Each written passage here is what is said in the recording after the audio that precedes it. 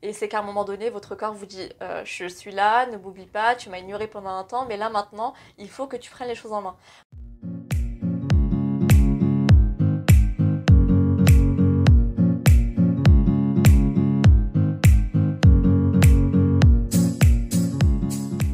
Bonjour les filles, j'espère que vous allez bien et que en cette période un peu particulière de confinement, c'est pas trop difficile pour vous.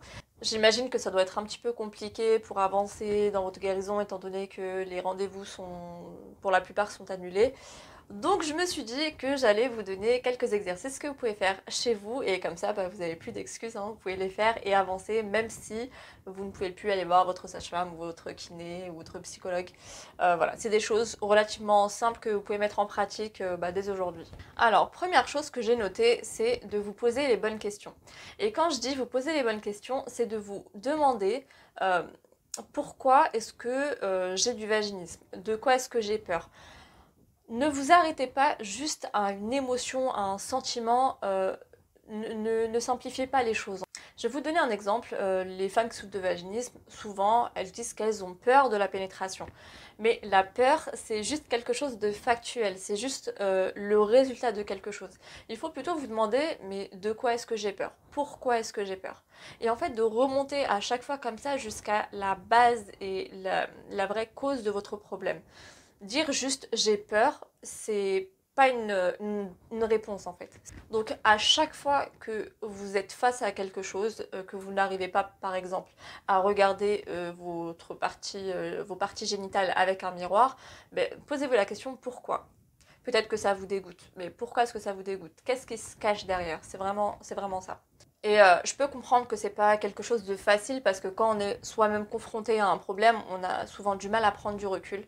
Mais pour ça, je vous conseille, donc c'est le deuxième point, je vous conseille d'écrire. L'écriture, c'est très très très thérapeutique, de toute façon, ça se sait. Euh, et en fait, vous allez pouvoir plus facilement mettre des mots sur ce que vous ressentez. Et ça va tout simplement vous aider à mettre de l'ordre dans vos idées, à mettre des mots sur des choses que vous n'arrivez peut-être pas forcément à exprimer à l'oral.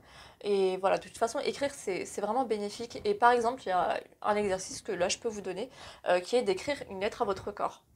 Et ça, c'est un des exemples d'exercices que je donne aux femmes que j'accompagne. Et franchement, on se rend compte que finalement, c'est très efficace, même si de prime abord, comme ça, on comprend pas tellement pourquoi est-ce qu'on doit le faire, qu'on peut être un petit peu réticente. Je vous invite quand même à le faire. Et puis après, voilà, de voir est-ce que ça vous a aidé ou pas. Troisième chose qui peut paraître aussi pas trop concret, mais prenez soin de vous. Prenez soin de vous, recentrez-vous sur vous-même. Arrêtez de vous oublier. En fait, si vous souffrez de vaginisme, comme je vous l'ai déjà dit plusieurs fois, c'est pas pour rien, c'est qu'il y a quelque chose à régler. Et c'est qu'à un moment donné, votre corps vous dit je suis là, ne m'oublie pas, tu m'as ignoré pendant un temps, mais là maintenant, il faut que tu prennes les choses en main. Donc ça, c'est vraiment important et ça passe aussi par prendre soin de soi, mieux s'écouter et quand je vous dis prenez soin de vous, c'est autant physiquement que émotionnellement. Donc physiquement, je sais pas si vous aimez faire des soins, faites-en. Si ça vous, en tout cas, si c'est quelque chose qui vous fait du bien, faites-le. Si c'est juste, je sais pas, boire un chocolat chaud le matin en étant tranquillement, enfin, faites-le. C'est juste accordez-vous du temps. Et émotionnellement aussi, dans le sens où arrêtez de vous faire violence, d'être trop exigeante avec vous-même. Tout ça, c'est des choses qui ne vous rendent pas service et qui ne va pas vous faciliter aussi votre guérison.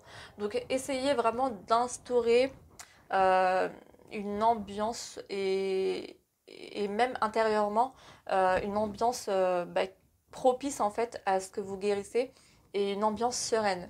Ça, c'est vraiment très important. Quatrième chose que vous devriez faire, c'est de lâcher prise. Et ça, le souci, c'est que c'est propre à chacun en fait. On doit comprendre pourquoi est-ce qu'on a cette difficulté à lâcher prise, pourquoi est-ce qu'on a ce besoin d'avoir la main mise sur tout. Et ça, c'est quelque chose qui se rencontre quand on souffre de vaginisme. On a du mal à lâcher prise face à notre partenaire. On a besoin d'avoir le contrôle sur les choses, comme je vous l'ai expliqué dans la vidéo sur les causes du vaginisme. Et, euh, et c'est sûr que c'est important de se faire accompagner déjà pour comprendre pourquoi est-ce qu'on a ce besoin-là de contrôle.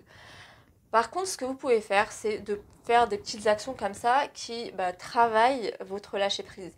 Et une chose, par exemple, que moi je faisais, c'est que quand j'utilisais les dilatateurs vaginaux, Donc je demandais à mon mari de les tenir en fait. Dès que je me sentais prête, je lui demandais juste de le tenir. Donc pendant que j'avais le dilatateur dans mon vagin, je lui demandais juste de tenir et de voir comment est-ce que je me sentais.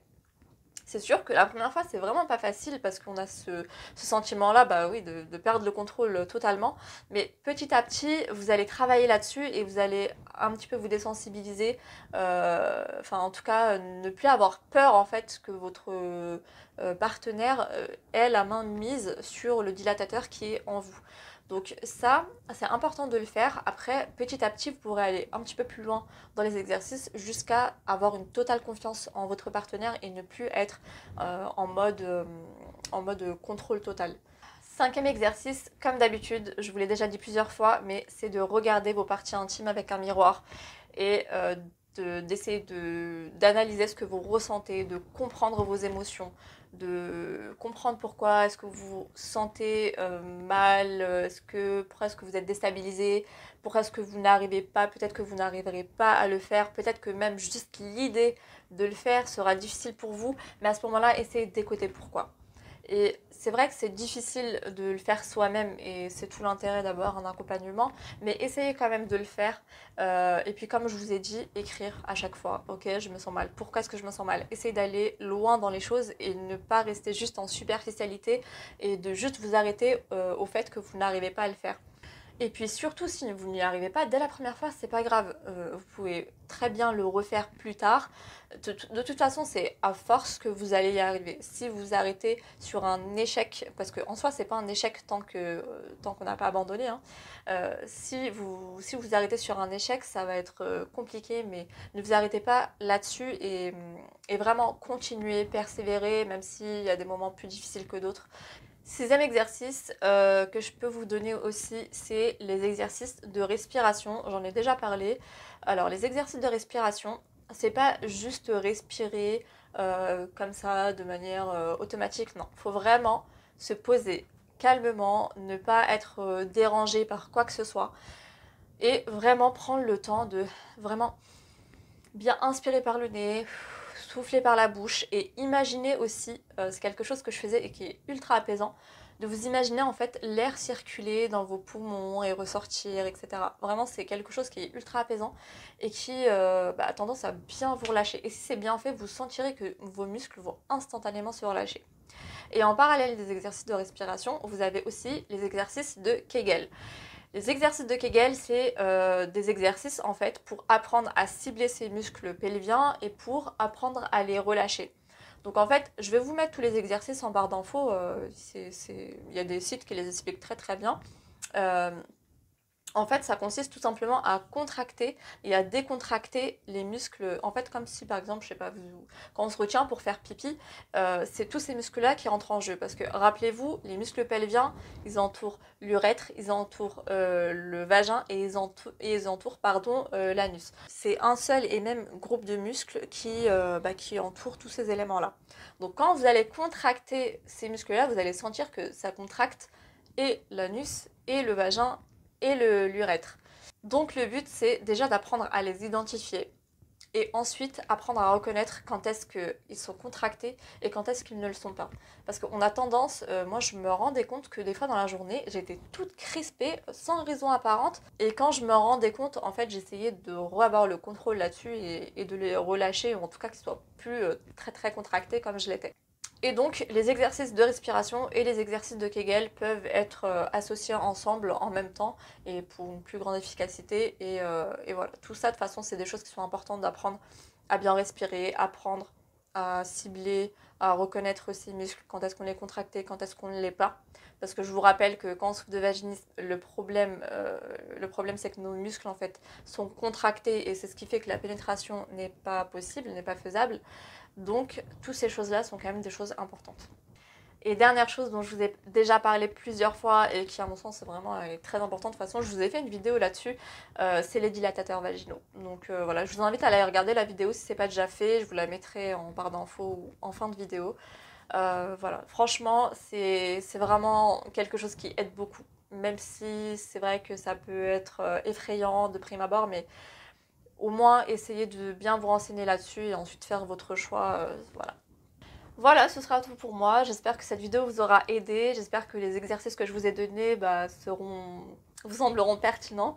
En tout cas, c'est des choses que je mets en place avec les filles que j'accompagne et qui marchent très bien. Donc voilà, n'hésitez pas à les faire. Et n'hésitez pas aussi à m'envoyer après un mail pour me dire si ça a marché, ce qui n'a pas marché, etc. Et voilà, sur ce, je vous dis à dimanche prochain. Prenez soin de vous et mettez en pratique tout ce que je vous ai dit. Je pense que déjà ça devrait